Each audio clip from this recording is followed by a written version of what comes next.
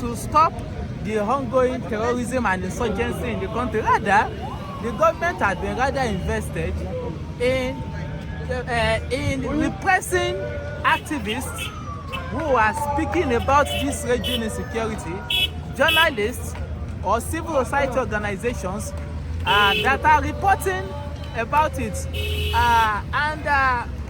The Cybercrime Act, for instance, has been one of these tools that the government have consistently used to stifle freedom of expression.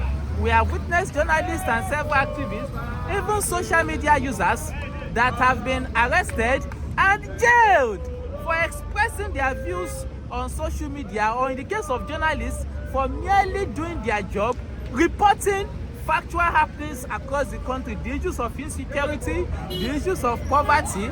As it stands now, even their friends in the World Bank are saying that over 129 million Nigerians are now living far below the poverty line. There are even some statistics that says that over 133 million Nigerians are living in abject poverty. But between us here, we know that the reality is even much more much more terrible than the official statistics that is being thrown around out there. Under the government of Tinubu, protests have become synonymous to treason. We've seen children arrested for protesting, saying that they are hungry, jailed for several days in police custody. They were starved, so that when they even arrived in court, a federal judge wanted to try them for treason. These children started collapsing in courts. So this is what the regime of Tinubu have looked like under the last 2 years. Massive repression of the civic space, complete clampdown on basic freedom of expression, total breakdown in governance in the sense that insecurity is on the rise. As a matter of fact, rather than curbing the raging insecurity in the country, they've even added more. A new terrorist group have risen up in Kwara State. There's also another one in Sokoto. So it seems as though there is no end in sight. But of course, as Nigerians, we have come to bring an end to the bad governance we've witnessed under the government of Tinubu over the last 2 years, and that's why we're marching. Now, firstly, we want an end to insecurity, to the killings. The country is bleeding. Our nation is feasting. Our governments are feasting. But their people are bleeding. Their people are crying. People are dying here and there. And government is doing absolutely nothing about it. So we want an end to insecurity, an end to inflation, an end to the cybercrime act, because we need to be able to express ourselves without fear, both online and offline. For it is very, very painful, because if you check my tickets, I have drugs, but I deem it free to be here today. Basically, I'll bring it over so that everybody will see. You can see, I'm an asthmatic patient. This drug was sold at the rate of 1,200 naira, but now it's now 8,000 naira. Per venture, considering the amount of money I earn monthly, I don't think I can be able to sustain this particular health. Now, government has forced on ending ash in the society.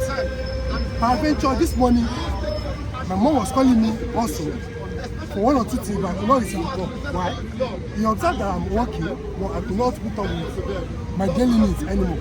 Now, the government has failed in its responsibility, because Section 40 of Nigeria Constitution clearly stated that government shall provide security and welfare for citizens.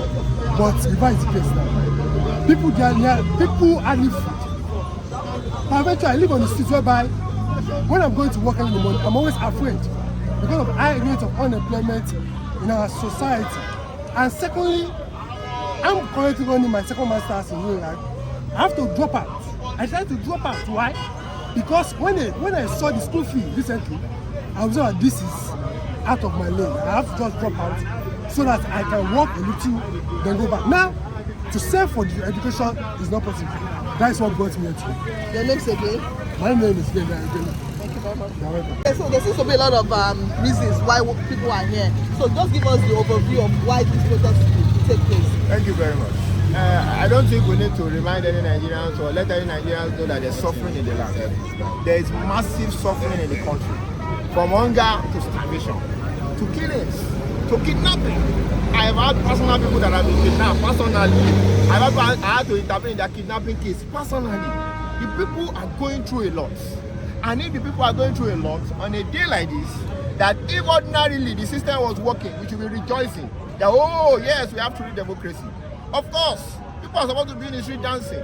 But in the case where we have a country where people are being killed, and the president of the country seems not to care, seems to be nonchalant about it, seems to be taking things so slow, like everything is fine. Of course, we that are activists in the country and ordinary citizens are here saying enough is enough. Tinubu should wake up to this responsibility or resign. I have been saying these things in the beginning of the administration. It's only in Nigeria that people just want to stay in power, What is important in power if you cannot use it to better the life of your people? The purpose of power is not to grind it up and down and to be raising shoulders and to be causing traffic in Lagos because the president is around. The purpose of power is so that it makes the life of people better. And obviously, the life of Nigerians are not better, and that's why we are here. And we are still mobilizing in mass, and we are still going to move very soon because we want all these issues to end. And what are the major issues? You came into government immediately, you put up the file of press of where you took it up. You took the naira, you devalued the naira, and people started suffering in mass. Coupled with that, you cannot stop the security. Coupled with that, there's so much hardship on the land. Coupled with that, students have hike in school fees in a terrible facility. All this and more is a failure of the APC government, and we are saying enough is enough. The people are standing and saying it must end. That's why we are here. Thank you so much.